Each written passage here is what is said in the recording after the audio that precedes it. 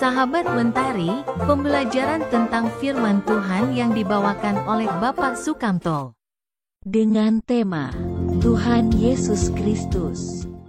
Sahabat Mentari yang dikasihi Tuhan, berjumpa kembali dengan saya dalam kaitannya untuk belajar bersama tentang firman Tuhan. Dan hari ini kita akan belajar tentang ketuhanan Kristus yang mungkin kita akan bagi beberapa kali pertemuan. Dan hari ini kita bicara tentang Tuhan Yesus Kristus. Namun sebelumnya mari kita berdoa. Bapa di surga, Bapa yang kami sembah dalam nama Tuhan Yesus, terpujilah namamu karena Engkaulah Allah yang Maha Kuasa, yang adalah Tuhan dari segala Tuhan. Dan kami datang untuk belajar bersama tentang firman-Mu. Kiranya Engkau urapi kami dengan Roh Kudus-Mu untuk kami mengerti makna dan pemahamannya. Ampuni dosa kami dan gunakan kesempatan ini Tuhan, dengan urapan Roh Kudus-Mu kami membagi tentang firman-Mu. Dalam nama Tuhan Yesus kami berdoa. Amin. Sahabat Mentari yang dikasihi Tuhan, Tuhan Yesus diberikan gelar beberapa. Oleh sebab itu mari kita telisik satu persatu. Silakan membuka Yohanes pasal 13 ayat 13. Di sana kita akan melihat dinyatakan, kamu menyebut aku guru dan Tuhan, dan katamu itu tepat, sebab memang akulah guru dan Tuhan. Yesus diberi gelar guru dan Tuhan, dan dia sendiri menyatakan bahwa memang katamu itu tepat, sebab akulah guru dan Tuhan. Yesus mengajar, dan ketuhanan Yesus nyata di dalam kehidupannya sampai dia mati di kayu salib untuk dosa saudara dan saya. Yang kedua, di dalam Kisah Para Rasul 2 ayat 36. Kisah Rasul pasal 2 ayat 36 menyatakan begini. Silakan dibuka dan dibaca. Jadi seluruh kaum Israel harus tahu dengan pasti bahwa Allah telah membuat Yesus yang kamu kesalibkan itu menjadi Tuhan dan Kristus. Tuhan dan Kristus.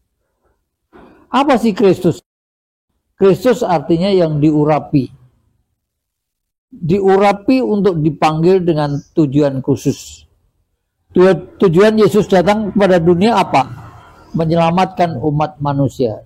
Jadi Yesus adalah Tuhan dan Kristus. Tuhan Yesus yang diurapi untuk tugas khusus menyelamatkan saudara dan saya. Di lain pihak Tuhan Yesus juga diberi gelar apa? Kita melihat di dalam Wahyu pasal 19 ayat 16. Jadi kita akan belajar bersama-sama untuk berbicara tentang firman Tuhan ini. Mari kita banyak membuka Alkitab. Wahyu 19 ayat yang ke-16.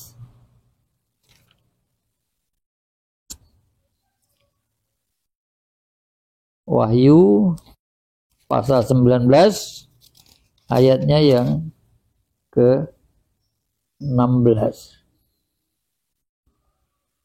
Pada jubahnya dan pahanya tertulis suatu nama, Raja segala raja dan Tuan di atas segala tuan. Yesus diberikan gelar Raja segala raja dan Tuan di atas segala tuan. Raja yang ada di dalam dunia di bawah kuasanya. Tuan-tuan ada di bawah kuasanya karena dia yang paling tinggi dan mempunyai kuasa untuk semuanya itu.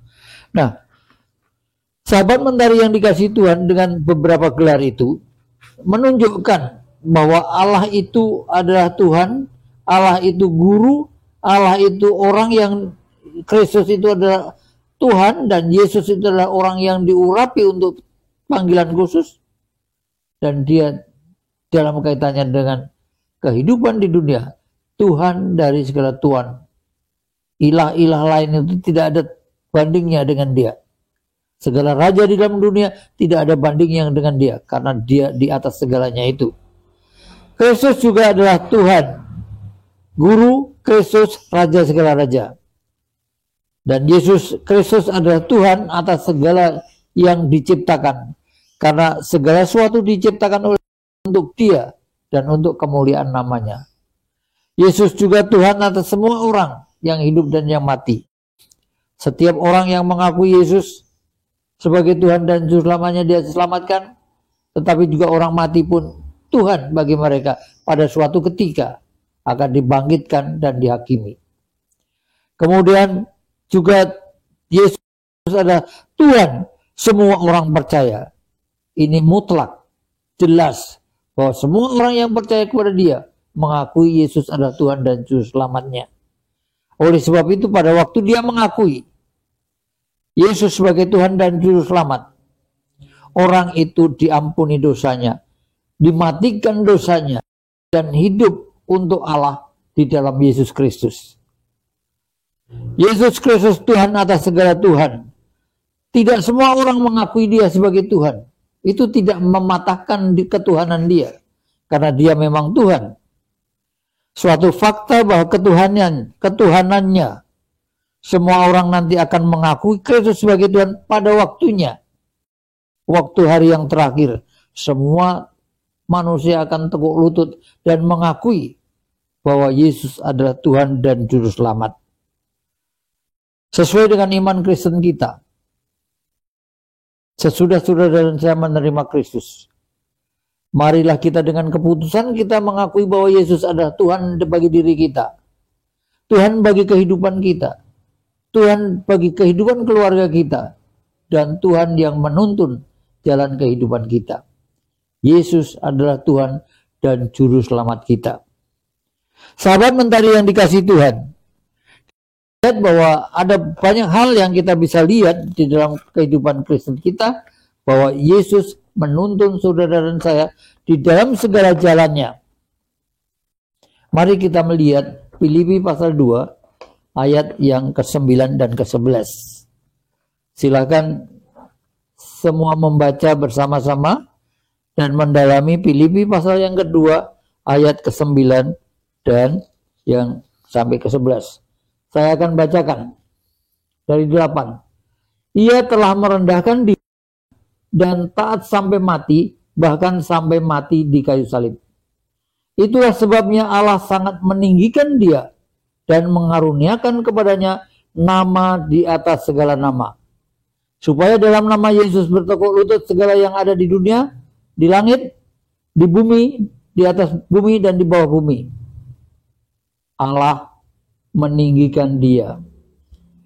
Di dalam ketuhanannya menjadi nyata bahwa Allah mengaruniakan nama di atas segala nama. Dan juga di dalam dia, Yesus Kristus, semua bertekuk lutut dan akan mengakui bahwa Yesus adalah Tuhan dan Juru Selamat.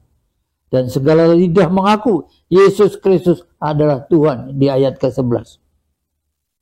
Yesus adalah Tuhan dan Juru Selamat.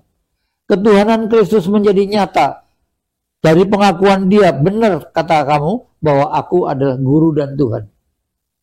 Orang Israel mengakui bahwa Yesus adalah Kristus, artinya yang diurapi, dipanggil untuk tujuan khusus. Oleh sebab itu saudara-saudara yang saya kasih, segala lidah mengaku Yesus Kristus adalah Tuhan di ayat yang ke-11. Itu berkaitan dengan kisah Rasul pasal 4 ayat 12. Di bawah langit, di atas bumi, tidak ada lain yang mampu menyelamatkan manusia kecuali Yesus Kristus. Yesus Kristus adalah satu-satunya jalan dan keselamatan. Dan itu dinyatakan oleh Injil Yohanes, akulah jalan, kebenaran, dan hidup. Seorang pun tidak sampai kepada Bapa kecuali melalui aku. Yesus adalah Tuhan. Ketuhanan dia harus terwujud dalam kehidupan kita pribadi. Kristus menjadi pusat sehingga semua yang kita lakukan, semua yang kita kerjakan berpusat pada Kristus sebagai Tuhan. Sahabat mentari yang dikasihi Tuhan, mari kita melihat di dalam hal ini bahwa Yesus mengaruniakan nama di atas segala nama, raja segala raja, dan setiap orang mengakui Yesus adalah Tuhan. Malaikat-malaikat pun mengakui ketuhanan Kristus. Mari kita melihat di dalam Wahyu pasal ke-5 Sahabat Mentari, kita buka Wahyu pasal yang kelima. Di sana dikatakan ayat 11 dan 12. Lalu aku melihat dan mendengar suara banyak malaikat di sekeliling tahta, makhluk-makhluk dan tuan-tuan itu, tua-tua itu, jumlah mereka beratus-ratus ribu dan berjuta-juta. Dan mereka berkata secara nyaring, ini kata malaikat, anak domba yang disembelih itu layak untuk menerima kuasa dan kekayaan, hikmat dan kekuatan, hormat dan kemuliaan dan puji-pujian. Keilahian Kristus, ketuhanan Kristus, ketuhanan Yesus yang sebagai Tuhan dan Juru Selamat. Malaikat pun mengakui bahwa Dia, Yesus Kristus, layak menerima kuasa dan kekayaan, hikmat dan kekuatan, hormat, kemuliaan dan puji-pujian. Sahabat Mentari yang dikasihi Tuhan, sungguh besar kuasa Tuhan, sungguh besar kasih Allah Bapa yang dinyatakan dalam pribadi Yesus Kristus, yang Dia adalah Tuhan. Maka dari itu ketuhanan Yesus menjadi nyata, menjadi fakta bagi semua ciptaannya. Bagi semua, baik percaya maupun tidak. Namun faktanya itu ada Yesus Tuhan. Tetapi buat saudara dan saya yang percaya kepada Dia, saudara dan saya menjadi mempunyai hak istimewa, yaitu sebagai anak Allah, sebagai anak Tuhan yang dikasihinya. Oleh sebab itu sahabat Mentari yang dikasihi Tuhan, mari kita menyadari diri kita bahwa kita sudah ditebus oleh Yesus. Dosa kita sudah dimatikan.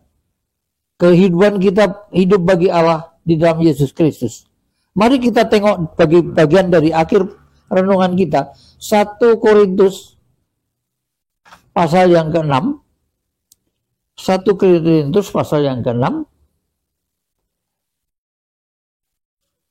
ayat 19 dan 20. 1 Korintus pasal yang ke-6 ayat 19 dan 20 dikatakan demikian.